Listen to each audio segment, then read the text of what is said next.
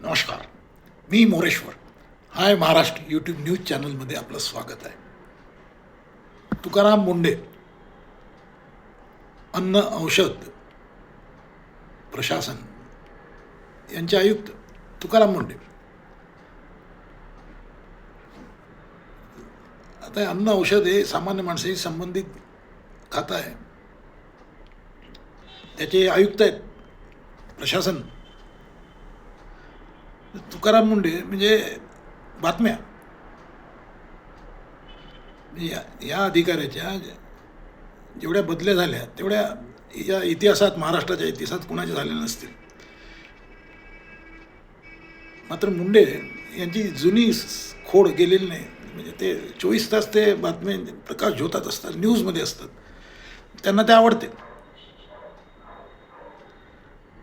आता अन्न औषध प्रशासनाचे आयुक्त म्हणून त्यांनी चार्ज घेतल्यानंतर ते ॲक्शन मोडमध्ये आलेले आहेत असं दिसतंय. म्हणजे त्यांनी आपला सपाटा सुरू केला आहे. म्हणजे खरं म्हटलं ते प्रशासन एवढं मोठं खातं आहे. त्या खात्याच्या कर्मचाऱ्यांनी, अधिकाऱ्यांनी ते काम करायला पाहिजे. पण त्यासाठी मुंडेंना मैदानात उतरावं लागते. म्हणजे आपलं प्रशासन कुठल्या पद्धतीने काम करते, कुठल्या सवयी त्यांना लागलेल्या आहेत हे स्पष्ट दिसतंय. आता मध्यंतरी मुंडेंनी 2-4 प्रतिष्ठानावर धाडी टाकल्या आणि त्यामध्ये न्यूजमध्ये आले. आता त्यांनी आपला मोर्चा हॉटेल आणि खाद्यपदार्थ विक्रेत्यांकडे वळवला आहे असं दिसतंय.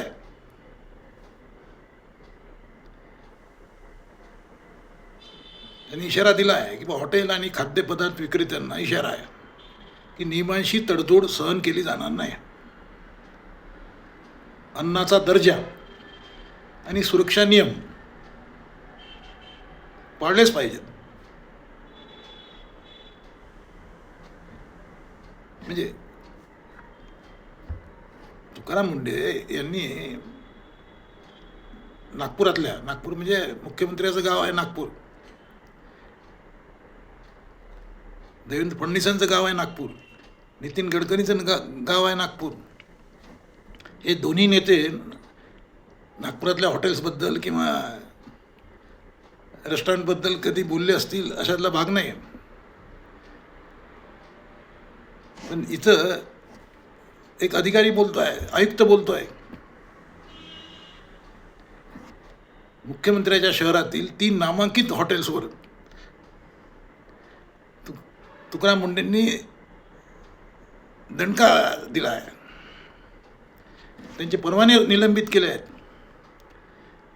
कारण काय तर तिथं अस्वच्छता आढळली. अस्वच्छता, कीटकांचा प्रादुर्भाव, अन्न सुरक्षा नियमांचं उल्लंघन, कर्मचारी जे आहेत कर्मचाऱ्यांच्या वैद्यकीय तपासणीचा अभाव, कामगार जे आहेत ते ॲप्रन घालत नाहीत, हातमोजे घालत नाहीत, टोपी घालत नाहीत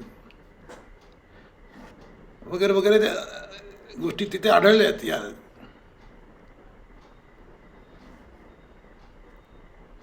पण ते आता हा कायदा तुकाराम मुंडे या हॉटेलवाल्यांच्या, खाद्यपदार्थ विक्रेत्यांच्या लक्षात आणून देत आहेत की असा असा कायदा आहे. मुंडेंचं म्हणणं आहे की 2006चा कायदा वेगळा होता. Food safety and standards act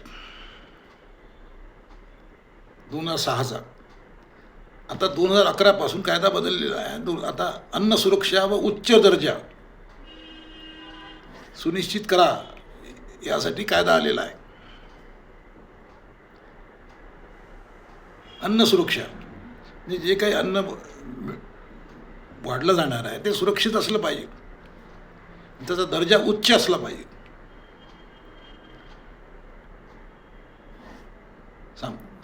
सामान्य माणूस असो की मोठा माणूस असो, कोणाच्या आरोग्याशी खेळू देणार नाही असा चंग तुकाराम मुंडेंनी बांधलेला दिसतोय. आता हा कायदा पाळायचा म्हणजे सर्कसच आहे, कारण 22 वेगवेगळे निकष आहेत. म्हणजे तुम्हाला हॉटेल चालवायचं असेल, खाद्यपदार्थ विकायचे असतील तर हे 22 वेगवेगळे निकष आहेत. त्याचं पालन केलंच पाहिजे. लहान मोठ्या सर्वांना हे आवश्यक आहे असं मुंडेंचं म्हणणं आहे. जुना जो अन्न भेसळ कायदा होता तो भेसळ कायदा गेला आहे. आता हा कायदा जो आहे फूड अन्न सुरक्षा.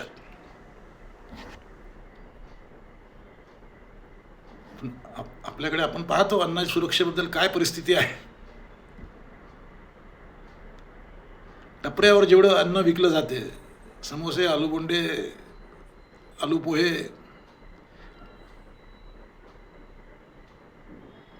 तेवढं हॉटेलमध्ये विकलं जात नसेल.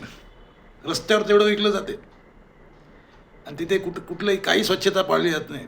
जेवढं हॉटेल अस्वच्छ तेवढी तिथे जास्त गर्दी, असं समीकरण आहे. आता तुकाराम मुंडे म्हणतात की स्वच्छता. आता हे 11 निकष सांगतायत. त्यांनी पहिला दणका दिलेला आहे. त्यामुळे आता तुकाराम मुंडेंचा मोर्चा हॉटेलांकडे आणि वळलेला दिसतोय. पण हे म्हणजे तुकाराम मुंडे सांगताय कायद्यामध्ये, कायदे जे सांगतायत कायदा की हा असा कायदा आहे, हे हॉटेल असे असले पाहिजेत, खाद्यपदार्थ विक्रेते अशा पद्धतीने वागले पाहिजेत. ते जर पाळायचं झालं तर कोणाला धंदा करता येणार नाही. साऱ्यांना कुलपं लावून घरी बसावं लागेल. कारण आपल्याकडे नियम पाळण्यापेक्षा नियम तोडण्यामध्येच मेजॉरिटीला मजा येते. नियम पाळू नका, पण किमान नियम तर पाळा. आपण जे पाहतो टपऱ्यावर खाद्यपदार्थ तयार केले जातात, समोसे, आलूबोंडे वगैरे, त्याची काय क्वालिटी असते आणि काय कुठल्या परिस्थितीत ते तयार होतात याचा कुणालाही काही पत्ता नसतो. आणि लोक त्याच्यावर तुटून पडतात अक्षरशः. नाही, लोकांनी आपल्या टेस्ट बदलल्या पाहिजेत. आता मुंडे यांनी 3 हॉटेलांना दणका दिला. पण आपल्याकडे महाराष्ट्रात ते 3च हॉटेल नाही आहेत, 3 लाख हॉटेल्स आहेत आणि 3 लाख टपऱ्या आहेत. त्याच्यापेक्षा भयंकर काम आहे. गल्लोगल्ली सध्या ते नोकऱ्याच नाहीत. सरकारने नोकऱ्याच देणं जवळपास थांबवलेलं दिसतंय. त्यामुळे तरुण पोरं हे टपऱ्या टाकत आहेत आणि सकाळी 6 वाजता तुम्हाला आलूबोंडे, समोसे तळून विकतायत. तिथे कुठलंही हायजीन नाही, स्वच्छता नाही, काय काय काय. अशा परिस्थितीत मुंडे काय करणार, कोणाकोणावर कारवाई करणार, हाही प्रश्न आहे. तुम्हाला काय वाटते? मुंडे हे सर्व करतायत ते प्रसिद्धीसाठी, चमकोसाठी, की त्यांच्या मागे काही तळमळ आहे आणि लोकांना ते हवे आहेत का? म्हणजे ते जे म्हणताय स्वच्छता, स्वच्छ वातावरणात खायला मिळालं पाहिजे असं लोकांना तरी वाटतंय का? वाटत असेल तर लोक या अस्वच्छ जागी गर्दी का करतायत? कुठली मजबुरी आहे? कॉमेंट करा. नमस्कार.